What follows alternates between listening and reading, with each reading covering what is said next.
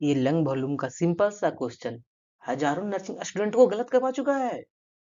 आपको लगता है टाइडल वॉल्यूम सिर्फ याद करने का टॉपिक है? यही सबसे बड़ी मिस्टेक होती है। इस वीडियो में मैं आपको सिर्फ आंसर नहीं, एम्स एग्जामिनर का एक दिमाग समझाऊंगा कि कौन सा ऑप्शन सही है और बाकी सब क्यों गलत। वीडियो एंड तक जरूर देखना, क्योंकि लास्ट फार्मूला आपका सिलेक्शन और रिजेक्शन डिसाइड करेगा। चलिए स्टार्ट करते हैं lungs volume AIIMS NORCET master class. Question number 1, normal tidal volume is a healthy adult at rest as. Option A 200 ml, option B 300 ml, option C 500 ml, option D 700 ml। हम लोग normal tidal volume है क्या? Students, tidal volume मतलब होता है हम लोग normal सांस में कितनी हवा जा रही है। एग्जाम में एक नंबर हमेशा याद रखना। नॉर्मल जब जब नॉर्मल टाइडल वॉल्यूम पूछे तो होता है 500 ml, इसलिए इसका आंसर है ऑप्शन सी। अब अब ए क्यों नहीं हुआ ए और बी? क्योंकि ये सोलो ब्रीथिंग में मेनली आती है।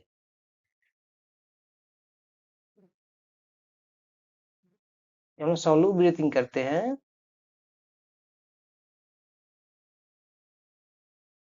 700 ml बहुत ज्यादा हो जाता है। अब हम मूव करते हैं next question.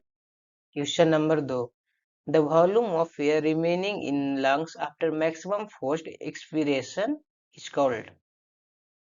Option A expiratory reserve volume, option B vital capacity, option C functional residual capacity, option D residual volume. जब हम लोग सांस को पूरी ताकत से छोड़ते हैं तो उस समय कुछ हवा बच जाती है। हमारा लंग्स पूरी तरह से खाली नहीं होता है। जो हवा बचती है उसी को हम लोग बोलते हैं रेसिडुअल वॉल्यूम। इसलिए इसका ऑप्शन डी इसका आंसर सही है। आप लोग कमेंट में आंसर कीजिएगा। अब मूव करते हैं नेक्स्ट क्वेश्चन की ओर। Question number 3, normal residual volume in adults is approximately.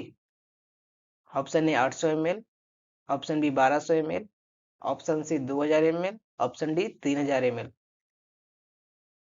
आप लोग से कमेंट में दीजिएगा। हमेशा याद रखिए, जब नॉर्मल रेसिडुअल वॉल्यूम पूछा जाए एडल्ट में तो हमेशा होता है 1200 ml, इसलिए इसका ऑप्शन है ऑप्शन बी सही है। 800 इसलिए नहीं, 800 बहुत लो होता है। अगर 2000 या 3000 के बीच आ रहा है तो उसको पैथोलॉजिकल कंडीशन है।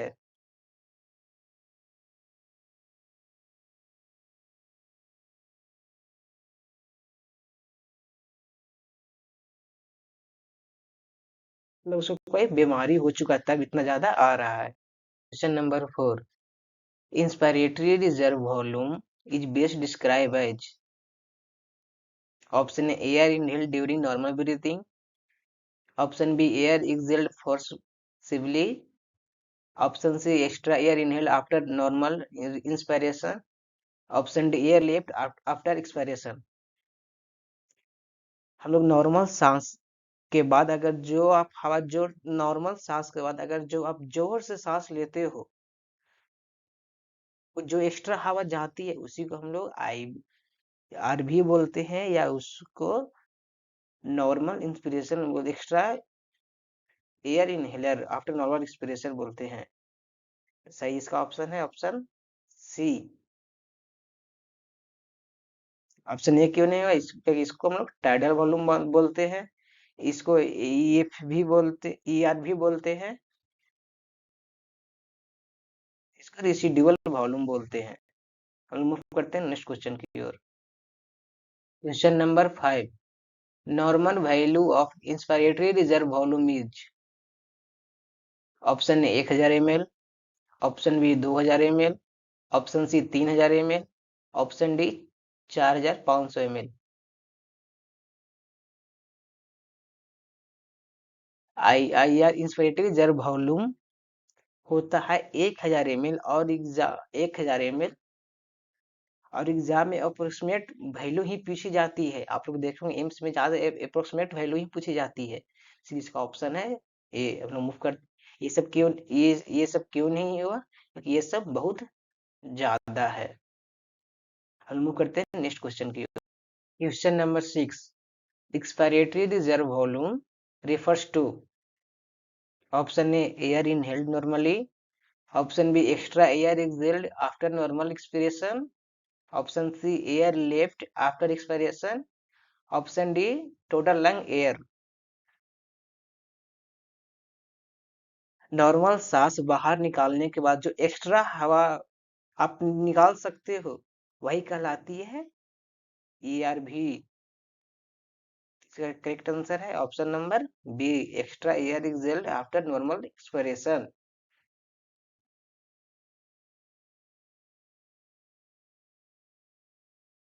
ये क्यों नहीं हुआ, इसको बोलते हैं tidal volume. C air left, आप इसको बोलते हैं आरवी रेसिडुअल वॉल्यूम, इसको बोलते हैं TLC यानी टोटल लंग एयर। अब हम मूव करते हैं नेक्स्ट क्वेश्चन की ओर। Question number 7, normal ERV in adults male is about, option A 600 ml, option B 1100 ml, option C 2000 ml, option D 3000 ml। आप लोग हमेशा याद रखिएगा IRV इज भी, IRV हमेशा बिग होता है, बड़ा होता है, IRV हमेशा स्मॉल होता है। IRV कितना था, IRV था कितना हम लोग का 1000। तो ये कितनी से इससे छोटा कौन है यहाँ पे, इससे इससे कम है 600 ml। तो यही आंसर से आपका सही है 600 ml।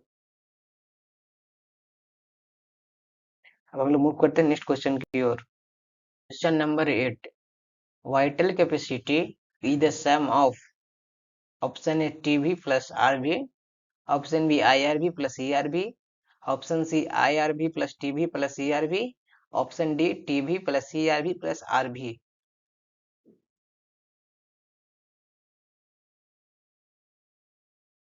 हमेशा ये फॉर्मूला याद रखो, VC बराबर IRV plus TB plus ERV।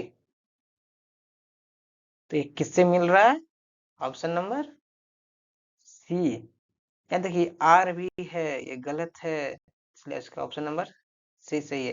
अब हम मूव करते हैं नेक्स्ट क्वेश्चन की ओर। Question number 9, normal vital capacity in adults males in approximately, option A 3000 ml, option B 4500 ml, option C 6000 ml, option D 7000 ml। अगर male की vital capacity होती है लगभग 4500 ml, अगर ये इससे भी दे सकता है, 4.5 लीटर भी दे सकता है, इससे कम ज्यादा हो तो गलत है, इसलिए इसका ऑप्शन है ऑप्शन नंबर बी 4500 ml। अब हम लोग मूव करते हैं नेक्स्ट क्वेश्चन की ओर। Question number 10, total lungs capacity equals, option है VC plus ERV, option B RV plus TB, option C VC plus RV, option D IRV plus TB। हम लोग फॉर्मूला जानते हैं TLC बराबर VC प्लस RV। VC मतलब क्या होता है, जो आप जो एयर बाहर निकाल सकते हो, RV मतलब होता है जो कभी नहीं निकलती, जो हवा कभी नहीं निकलती। तो क्या देखिए VC प्लस RV किधर है, VC plus RV option number C. तो इसका सही है ऑप्शन है आंसर सी। आज अगर आप लोग आज टाइडल वॉल्यूम रेसिडुअल और वाइटल कैपेसिटी सिर्फ याद नहीं समझ में आ गया तो समझिए आप एम्स लेवल में पहुंच चुके हो। याद रखे एम्स नॉर्सेट रेटो लर्निंग नहीं पहुंचता, कॉन्सेप्ट क्लैरिटी करता है। अगर आप नर्सिंग एस्पिरेंट हो तो कमेंट कीजिए लंग्स वॉल्यूम क्लियर, आपका कितना मार्क्स आया वो भी लिखिए, और नेक्स्ट टॉपिक में किस अब आप आगे नेक्स्ट टॉपिक में कौन सा टॉपिक चाहिए, एमसीक्यू चाहिए, उसके बारे में कमेंट कीजिएगा। Thank you.